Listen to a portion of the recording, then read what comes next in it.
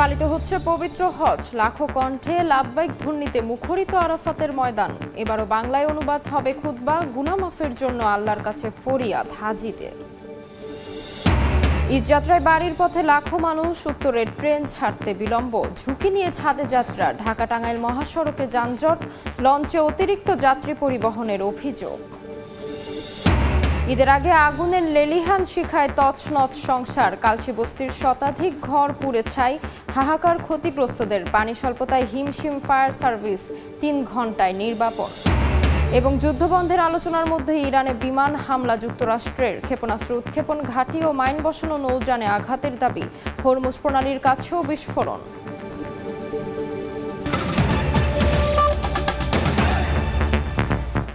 সময় সংবাদের সঙ্গে আছি আমি তাজমিলা খান।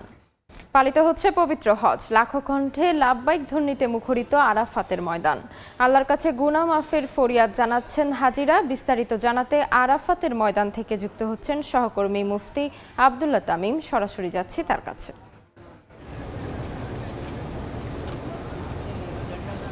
আরাফাতের ময়দানে লাখো লাখো মুসলিমের কণ্ঠে লাব্বাইক আল্লাহুম্মা লাব্বাইক ধ্বনি উঠছে। আল্লাহ রব্বুল আলমিনের ইবাদতে মশগুল আছেন লাখ লাখ মানুষ।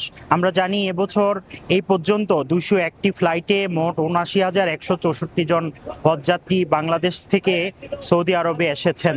আর আমরা এটাও জানি এখন পর্যন্ত ৩০ জন বাংলাদেশি হজযাত্রী ইন্তেকাল করেছে, তার মধ্যে মক্কায় ২১ জন এবং মদিনায় ৯ জন। আমরা জানি আজকের আরাফাতের ময়দানে জোহরের নামাজের পর থেকে অর্থাৎ 11টা সাড়ে 11টার দিকে মসজিদে নামিরা থেকে খুতবা প্রদান করবেন ডক্টর আলী আল হুজাইফি। তিনি খুতবা প্রদান করবেন, পবিত্র হজের খুতবা প্রদান করবেন এবং এর পরবর্তী সময়ে আসর, জোহর এবং আসর এক আজানে ২ একামতে জোহর এবং আসর নামাজ আদায় করবেন। এরপরে যখন সূর্যাস্ত হয়ে যাবে তখন তারা প্রত্যেকেই লাখ লাখ জনতা লাব্বাইক আল্লাহুম্মা লাব্বাইক ধ্বনি তোলে এই মুসলিমরা মুজদালিফার দিকে রওনা হবেন এবং সেখানে একই আজানে মাগরিব এবং এশা নামাজ আদায় করবেন এবং সূর্যোদয় পর্যন্ত, আগামীকালকে সূর্যোদয় পর্যন্ত সেখানে অবস্থান করবেন। এরপরে জামারাতের দিকে রওনা হবেন, সেখানে বড় শয়তানকে পাথর নিক্ষেপ করবেন। এইটাই ছিল হজের কার্যক্রম। আজকে থেকে কিন্তু পবিত্র হজ শুরু হয়েছে, অর্থাৎ পবিত্র হজ আদায়ের লক্ষ্যে লাখ লাখ মানুষ আরাফার ময়দানে অবস্থান করছেন। আমরা জানি নবী করিম সাল্লাল্লাহু আলাইহি ওয়াসাল্লাম ঘোষণা করেছেন আল হাজ্জু আল আরাফাতু, যে আরাফার ময়দানে অবস্থানই হচ্ছে হজ। এই আরাফার ময়দানে আল্লাহ রাব্বুল আলামিন এত মানুষের দোয়া কবুল করেন যে অন্য কোথাও অন্য কোনো সময় এত মানুষের দোয়া কবুল করেন না। এই জন্য আল্লাহ রাব্বুল আলামিনের কাছে মানুষ কায়মনে বাক্যে দোয়া করার জন্য প্রস্তুত আছেন এবং তারা এই মুহূর্তে বিভিন্ন নফল ইবাদতে লিপ্ত আছেন। আমরা জানি বাংলাদেশ থেকে আগত যারা হজযাত্রী আছেন বেশিরভাগই গতকালকে রাতেই কিন্তু এখানে এসে পৌঁছেছেন। আর আগামীকালকে তারা হচ্ছে মুজদালিফার দিকে রওনা হবেন। তো এই ছিল আমার কাছে আরাফার ময়দান থেকে সবশেষ খবর। আরাফাতের ময়দান থেকে সরাসরি যুক্ত ছিলাম। ঈদযাত্রায় বাড়ির পথে লাখো মানুষ। বিস্তারিত জানাতে এই মুহূর্তে কমলাপুর রেল স্টেশনে আছেন সহকর্মী নাজমুস সালেহী, সায়দাবাদ বাস টার্মিনালে সামদানি প্রত্যয় এবং ঢাকা চট্টগ্রাম মহাসড়কের ফেনীতে আছেন আতিয়ার সজল। সরাসরি প্রথমেই যাচ্ছি সালেহীর কাছে। সকাল ৯টা ১৫ মিনিটে উত্তরবঙ্গ ট্রেন একতা এক্সপ্রেস কমলাপুর রেল স্টেশন থেকে ছেড়ে পঞ্চগড়ের উদ্দেশ্যে যাত্রা করার কথা, কিন্তু সেই ট্রেনটি এখনও প্ল্যাটফর্মে আসেনি। তার মানে ট্রেনটি বিলম্ব হবে এবং সেটি কত ঘন্টা সেটি এখন পর্যন্ত বলা হয়নি। কত নম্বর প্ল্যাটফর্মে আসবে যাত্রীদেরকে সেটিও জানানো হয়নি। আমরা আছি কমলাপুর রেল স্টেশনের ৩ নম্বর প্ল্যাটফর্মে। যে ট্রেনটি এখানে দাঁড়িয়ে আছে সে ট্রেনটি হচ্ছে কিশোরগঞ্জ এক্সপ্রেস, যাবে কিশোরগঞ্জের উদ্দেশ্যে। 10টা 30 মিনিট এখান থেকে ছেড়ে যাওয়ার কথা, কিন্তু ট্রেনটি ইতোমধ্যেই প্ল্যাটফর্মে এসে দাঁড়িয়েছে। ট্রেনের ক্লিনিং এবং যে ওয়াটারিং তা সব কিছু সম্পন্ন হয়েছে। ট্রেনটি যথাসময়ে ছেড়ে যাবে বলে প্রত্যাশা করছে রেলের স্টেশন ম্যানেজার। তবে এখন পর্যন্ত উত্তরবঙ্গগামী যে কয়টি ট্রেন সকাল থেকে কমলাপুর রেল স্টেশন ছেড়ে গেছে তার সব কয়টি বলা চলে 1 থেকে 1.5 ঘন্টা, কোনোটা 2 ঘন্টা বিলম্ব করেছে এখান থেকে। তারই ধারাবাহিকতায় সকালের ট্রেন রংপুর এক্সপ্রেস লেটে আমরা যেতে দেখেছি, নীলসাগর এক্সপ্রেস লেটে আমরা যেতে দেখেছি। তবে উত্তরবঙ্গের ট্রেনগুলোতে প্রতিটা ট্রেনেই দেখেছি উপচে পড়া ভিড়। তিল ধারণের জায়গা নেই, ট্রেনের ভেতরে জায়গা না পেয়ে মানুষ উঠেছে ছাদে, গাদাগাদি ভিড়াভিড়ি করে মানুষকে আমরা উত্তরবঙ্গের ট্রেনগুলোতে যাত্রা করতে দেখেছি। সে তুলনায় বিশেষ করে পশ্চিম অঞ্চলে যে সমস্ত ট্রেন রয়েছে সেগুলোকে, পূর্বাঞ্চলে যে ট্রেন রয়েছে সেগুলো কিন্তু খানিকটা যাত্রী কম, ভিড় একটু কম, এবং সেই ট্রেনের স্বস্তিতে যাত্রী হচ্ছে এবং সেগুলো কিন্তু যথাসময়ে ছেড়ে গেছে। উত্তরবঙ্গের ভোগান্তি, পূর্বাঞ্চলের স্বস্তি। এই ছিল আমার কাছে কমলাপুর রেল স্টেশন থেকে রেলপথের যাত্রার সর্বশেষ খবর। সড়ক পথের খবর জানতে যাব সায়েদাবাদ বাস টার্মিনালে, সেখানে অপেক্ষা করছে সহকর্মী সামদানি প্রত্যয়। ঈদ এই আনন্দের অন্যতম পরিপূরক হচ্ছে ঈদযাত্রা। তাই যতটাই ভোগান্তি হোক না কেন, নারীর টানে বাড়ি ফিরতে চান সাধারণ মানুষ। আর সেই ঈদযাত্রার অনুষঙ্গ হিসেবেই এই মুহূর্তে রাজধানীর সায়েদাবাদ বাস টার্মিনালে আমরা দেখতে পাচ্ছি ঘর ফেরতা মানুষের ভিড়। নারীর টানে ঈদের ছুটিতে মানুষ বাড়ি ফিরে যাচ্ছেন। সকালে যাত্রীচাপ কিছুটা কম থাকলেও এই মুহূর্তে আমরা দেখতে পাচ্ছি যে দক্ষিণবঙ্গগামী যে যাত্রীরা রয়েছেন তারা বেশ ভিড় করছেন সায়েদাবাদ বাস টার্মিনালে। এখানে আমরা দেখতে পাচ্ছি যে সাধারণত ঈদ যাত্রার সময় যাত্রীরা যে ধরনের অভিযোগ করে থাকেন সে ধরনের অভিযোগ এবারও রয়েছে। আমরা দেখছি যে পথে পথে ভোগান্তির পাশাপাশি যাত্রীরা এখানে দালালদের দৌরাত্মের কথা বলছেন। তারা জানাচ্ছেন যে তারা দাবি করছেন যে বিভিন্ন সিন্ডিকেটের কারণে তারা যে বাসটির কথা বলে তাদেরকে এখানে নিয়ে আসা হচ্ছে সেই বাসটিতে তাদেরকে তোলা হচ্ছে না। একই সঙ্গে অতিরিক্ত ভাড়ার অভিযোগ তারা করছেন এবং এর পাশাপাশি নির্দিষ্ট সময়ে বাস না ছেড়ে যাবারও তারা অভিযোগ জানাচ্ছেন। তবে এসব কিছুর পরেও সাধারণ যাত্রীরা আমাদেরকে জানাচ্ছেন যে যতটা ভোগান্তি থাকুক না কেন, ঈদের এই আনন্দ ভাগাভাগি করে নেয়ার জন্য যখন তারা প্রিয়জনের কাছে যান এই ভোগান্তিটি মাটি হয়ে যায়। একই সঙ্গে আমরা এখানে দেখতে পেয়েছি এখানে প্রচুর সংখ্যায় আইন শৃঙ্খলা রক্ষাকারী বাহিনী রয়েছে। আইন শৃঙ্খলা রক্ষাকারী বাহিনীর তৎপরতা আমরা দেখছি এবং আমরা এখানে দেখছি যে পুলিশ কন্ট্রোল রুম এবং র্যাব 10 এখানে কাজ করছে আইন শৃঙ্খলা রক্ষা করার জন্য। এবং এখানে সবচেয়ে গুরুত্বপূর্ণ যে বিষয়টি সেটি হচ্ছে যে আজ এই সায়েদাবাদ বাস টার্মিনাল সড়ক পরিদর্শনে আসার কথা রয়েছে। একই সঙ্গে এখানে যে সাধারণ যাত্রীরা রয়েছেন সেই সাধারণ যাত্রীরা আমাদেরকে জানাচ্ছিলেন যে ঈদযাত্রার সময় সাধারণত তারা গণমাধ্যমে, সামাজিক যোগাযোগ মাধ্যমে যেভাবে করে সরকারের পক্ষ থেকে বিভিন্ন আশ্বাস দেখতে পান যে ভাড়া কম থাকার বিষয়টি, ভোগান্তি কম থাকার বিষয়ে, তারা সেই আশ্বাসগুলোর বাস্তবায়ন চান। এবং একই সঙ্গে তারা চান যে ধরনের ভোগান্তিগুলো হয়ে থাকে ঈদযাত্রার ক্ষেত্রে সেই ভোগান্তিগুলো দূর হবে এবং তাদের ঈদযাত্রা আরও মসৃণ হবে। এই মুহূর্তে আমরা চলে যাব ফেনীতে, সেখানে আছেন সহকর্মী আতিয়ার সজল। আমরা সরাসরি চলে যাব তার কাছে।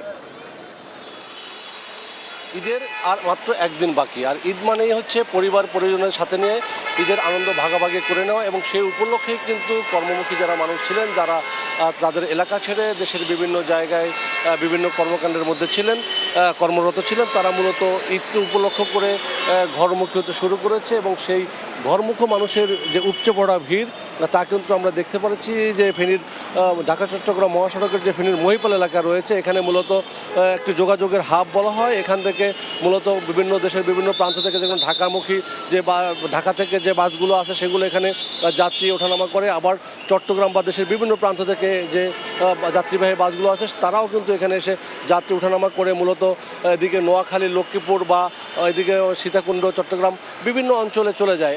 এই যে যোগাযোগের যে এই হাবটিতে আমরা দেখতে পাচ্ছি যে যদিও কিছুটা সকাল থেকেই বা ভোর রাত থেকেই ফেনীতে প্রচণ্ড বৃষ্টি হচ্ছে এবং বৃষ্টির কারণে কিন্তু পরিবহন সংকট দেখা দিয়েছে এবং অনেক লোকজন এসে যাত্রীবাহী যে বাস থেকে নেমে যারা বিভিন্ন গন্তব্যে যাবেন তারা কিন্তু কিছুটা পরিবহন সংকটে পড়েছেন এবং অপেক্ষা করছেন ঘন্টার পর ঘন্টা পরিবহন। এবং এখানে যে তীব্র যানজট হচ্ছে সেই যানজট নিরসনে আমরা দেখেছি যে স্থানীয় যে ট্রাফিক পুলিশ, জেলা পুলিশ এবং হাইওয়ে পুলিশ, সেই সাথে রয়েছে এখানকার বাংলাদেশ সেনাবাহিনীরও একটি টিম দেখেছি যে যানজট নিরসনে বা পরিবহনের যে শৃঙ্খলা রক্ষায় কাজ করে যাচ্ছেন। এদিকে কিন্তু আবার ঘরমুখী যারা মানুষ রয়েছে সেই ঘরমুখী মানুষগুলো কিন্তু এই জায়গা থেকে নেমে যদি অন্য জায়গায় যেতে চান, আবার যে গন্তব্যে যাবেন সেই গন্তব্যে যাওয়ার জন্য কিন্তু যথেষ্ট পরিমাণ পরিবহন পাচ্ছেন এবং পরিবহন না পাওয়ার কারণে কিন্তু মূলত তারা কিন্তু পরিবহন সংকটে বুঝছে এবং ঘন্টার পর ঘন্টা অনেক অপেক্ষা করছে। সব মিলেই কিন্তু যে এই যে ঈদযাত্রা সেটা যেন স্বস্তিদায়ক হয়, কোনো ধরনের দুর্ঘটনা বা অনাকাঙ্ক্ষিত ঘটনা ছাড়া ঈদযাত্রা হবে এমনটাই প্রত্যাশা করছেন সকলেই। এই ছিল আমার কাছে এখান থেকে সবশেষ। জানছিলেন দেশের বিভিন্ন স্থানের ঈদযাত্রার সর্বশেষ পরিস্থিতি। এবার কোরবানির পশুর হাটের খবর। রাজধানীতে জমে উঠেছে কোরবানির পশুর হাট। দাম কিছুটা কমিয়ে হলেও গরু বিক্রি করতে চান ব্যাপারীরা। এই মুহূর্তে গাবতলী হাটে আছেন সহকর্মী তোফাজ্জল হোসেন, সরাসরি যাচ্ছি তার কাছে। রাজধানীর যে গাবতলী যে পশু হাটটি রয়েছে, সকাল থেকেই ভোর থেকেই আমরা দেখতে পাচ্ছি যে প্রচুর মানুষ পশু কেনার জন্য এসেছেন এই গরুর হাটটিতে, এবং রাজধানীর অন্যতম বড় এই গরুর হাটটিতে প্রচুর গরু কেনাবেচা হওয়ার আশা করা হচ্ছে। আজকের এই দিনে আপনারা জানেন যে কোরবানির ঈদের আর একদিন পরেই কোরবানি, অর্থাৎ আগামীকালকের দিনটি তারা মানুষ গরু কেনাবেচার জন্য পাবে। সেই সময়টাকে কাজে লাগানোর জন্য আসলে মানুষ আজকে থেকেই পশু হাটে আসছেন তাদের পছন্দের গরুটি কেনার জন্য। কিন্তু এখানে অভিযোগ রয়েছে যে গরুর দাম অনেক বেশি অন্যান্য হাটের তুলনায়, এবং তারা যে চাহিদার গরু কিনতে চাচ্ছেন এবং যে দামে কিনতে চাচ্ছেন সেই দামের তুলনায় বিস্তর ফারাক রয়েছে। এই অভিযোগটি যেমন রয়েছে, তেমনি বিক্রেতারা বলছেন বা ব্যাপারীরা যারা দেশের বিভিন্ন দূর দূরান্ত থেকে গরু নিয়ে এসেছেন তারা বলছেন যে এখানে এসে তারা যদি গরু বিক্রি করতে না পারেন তাহলে একটি বড় ধরনের ক্ষতির মুখে পড়ার শঙ্কা রয়েছে, কারণ আর আগামীকালকের দিনটি তারা বেচা কেনার জন্য পাবেন, কারণ এরপর দিনই পবিত্র কোরবানির ঈদ। ফলে তারা চেষ্টা করছেন যে গরুগুলো বিক্রি করে ফেলতে। অন্যদিকে ক্রেতারা যারা রয়েছেন তারা পছন্দের গরু কেনার জন্য এখনো সময় নিচ্ছেন। কেউ কেউ আবার আগামীকালকের দিনটির জন্য ঝুঁকি নিতে চাচ্ছেন না, কারণ শেষ দিনে অনেক সময় আমরা দেখেছি বিগত বছরগুলোতে গরুর দাম অস্বাভাবিক বেড়ে যাওয়ার একটা ঝুঁকি তৈরি হয়, এবং আবার এমনও ঘটে থাকে যে গরুর দাম কমে যাওয়ার ঘটনাও ঘটে। তাই ক্রেতা বিক্রেতা দুই দিক থেকে আসলে ঝুঁকি নেওয়ার যে প্রবণতা, সেই প্রবণতাটি লক্ষ্য করা যাচ্ছে না। সবাই চেষ্টা করছেন যাতে গরুটি বিক্রি করে দিতে পারেন, আবার অন্যদিকে যারা ক্রেতা রয়েছেন তারা চেষ্টা করছেন পছন্দের গরুটি কিনে নিতে পারেন। এই ছিল রাজধানীর গাবতলীর পশুরহাট থেকে আমার কাছে সর্বশেষ। গাবতলীর পশুরহাট থেকে সরাসরি যুক্ত ছিলাম। ঈদের আগে আগুনের লেলিহান শিখায় তছনছ সংসার, পুড়ে গেছে কালশী বস্তির শতাধিক ঘর। হাহাকার থামছে না ক্ষতিগ্রস্তদের। বিস্তারিত জানাতে যুক্ত হচ্ছেন সহকর্মী মানিক ওমর মোহাম্মদ, যাচ্ছি তার কাছে। এই মুহূর্তে আমি আছি রাজধানীর মিরপুরের কালশীর অগ্নিকাণ্ডে ক্ষতিগ্রস্ত বস্তিতে। সেখানে এখনও আমরা দেখতে পাচ্ছি যে পুড়ে যাওয়া মানুষ, ঘরবাড়িতে এবং দোকানপাটে মানুষজন তাদের নিজেদের শেষ সম্বলটুকু খুঁজে বেড়াচ্ছেন। এই জায়গাটায় গতকাল সন্ধ্যায় 7টার দিকে অগ্নিকাণ্ডের সূত্রপাত হয়। তারপর ফায়ার সার্ভিস প্রায় 2 ঘন্টার একটি রুদ্ধশ্বাস অভিযান চালিয়ে প্রায় 2 ঘন্টা পর সেই আগুন নিয়ন্ত্রণে আনতে পেরেছে। সেখানে 15টি ইউনিট কাজ করেছে ফায়ার সার্ভিস। শুরুর দিকে তাদের ব্যাগ পেতে হয়েছিল, এখানে পানির স্বল্পতা রয়েছে সেজন্য তাদের ব্যাগ পেতে হয়েছিল। পরে ওয়াসার 4টি পানির ট্যাঙ্ক, পানির গাড়ি এসে তাদেরকে সহযোগিতা করেছে, যার কারণে 2 ঘন্টার মধ্যেই তারা আগুনটি নিয়ন্ত্রণে আনতে পেরেছিলেন। তবে এখনও 2-1 জায়গায় ধোঁয়া থাকলেও অগ্নিকাণ্ডে আসলে একদমই পুড়ে ছাই করে দিয়েছে, একদম ধুলোর সাথে মিশিয়ে দিয়েছে এই বস্তির একটি অংশ। এখানে আমরা দেখতে পেয়েছি সকাল থেকে মানুষজন যাদের বাড়িঘর ক্ষতিগ্রস্ত হয়েছে, বৃষ্টির পর ভোর রাতে যখন বৃষ্টি হয়েছে তারপর তারা এই জায়গাটাতে এসে খোঁজার চেষ্টা করছে তাদের কোনো কিছু অবশিষ্ট আছে কিনা। শুধুমাত্র কিছু টিন আর কিছু ধাতব বস্তু ছাড়া আসলে কিছুই এখানটায় বাকি নেই। এইখানে যে দোকানগুলো ছিল সেই দোকানের বেশিরভাগ দোকানে ছিল হচ্ছে এখানকার ভাঙারি, যেখানে প্লাস্টিক, পলিথিনের মতো বিষয় যেখানে ছিল, যার কারণে আগুন আসলে খুব বেশি এখানে আগুনটা অনেক বেশি ছড়িয়ে পড়েছিল। সেই প্লাস্টিক এবং পলিথিনের কারণে এই জায়গাটি আসলে অনেক বেশি ছড়িয়ে পড়েছিল এবং ফায়ার সার্ভিসের আসলে একটু ব্যাগ পেতে হয়েছিল। এই ছিল আমার কাছে কালশী বস্তি থেকে সবশেষ। কালশী বস্তি থেকে সরাসরি যুক্ত ছিলাম। সময় সংবাদে আরও থাকছে। পশ্চিমবঙ্গে বিজেপি সরকারের পশু জবাই সংক্রান্ত বিধি নিষেধে চরম ভোগান্তিতে মুসলমানরা। গরুর হাট বন্ধ হওয়ায় ছাগল, ভেড়া ও দুম্বায় ঝুঁকছেন অনেকে। দাম বেড়েছে কয়েক গুণ। ভারতের পশ্চিমবঙ্গে বিজেপি সরকারের পশু জবাই সংক্রান্ত বিধিনিষেধ চালু করায় মলিন ঈদ আনন্দ। ঈদুল আজহার আগে চরম ভোগান্তিতে পড়েছে সংখ্যালঘু মুসলিম সম্প্রদায়। গরুর হাট বন্ধ হওয়ায় এবার কোরবানির জন্য ছাগল, ভেড়া এবং দুম্বার দিকে ঝুঁকছেন অনেকে। এই সুযোগে এক লাফে কয়েক গুণ বেড়ে গেছে দাম। গত 9 মে পশ্চিমবঙ্গে বিজেপি সরকার গঠনের 2 দিন পরই 1950 সালের পশু জবাই সংক্রান্ত পুরনো আইন নতুন করে বাস্তবায়নের নির্দেশ দেয়। যুদ্ধবিরতির মধ্যেই ইরানে হামলার দাবি করেছে যুক্তরাষ্ট্র। ক্ষেপণাস্ত্র উৎক্ষেপণ ঘাঁটি ও মাইন বসানো নৌযান লক্ষ্য করে আঘাত করা হয়েছে। এই হামলাকে আত্মরক্ষামূলক বলে আখ্যা দিয়েছে ওয়াশিংটন। কাতারে আলোচনার মধ্যে এই হামলা চালানো হলো, যদিও মার্কিন পররাষ্ট্রমন্ত্রী মার্কো রুবিওর দাবি ইরানের সঙ্গে চুক্তি বিষয়ে আলোচনা চলমান। এদিকে যুদ্ধবন্ধে ইরানকে অর্থ প্রদানের প্রস্তাব নিয়ে গুজব ছড়িয়েছে। একে চুক্তি বানচালের অপচেষ্টা বলে আখ্যা দিয়েছে কাতার। সাফের হ্যাট্রিক শিরোপা জয়ের মিশনে ভারতের গোয়ায় অনুশীলন করছে বাংলাদেশ নারী ফুটবল দল। বৃহস্পতিবার নিজেদের প্রথম ম্যাচে মালদ্বীপের মুখোমুখি হবে বাংলাদেশ। প্রথম ম্যাচে ভারতের কাছে 11-0 গোলে বিধ্বস্ত হয়েছে মালদ্বীপ। বাংলাদেশেরও লক্ষ্য বড় ব্যবধানে জয় দিয়ে আসর শুরু করা। 31 মে গ্রুপ পর্বের শেষ ম্যাচে ভারতের মুখোমুখি হবে বাটলারের শিষ্যরা। এ পর্যায়ে শীর্ষ সংবাদগুলো জানিয়ে দিচ্ছি আরেকবার।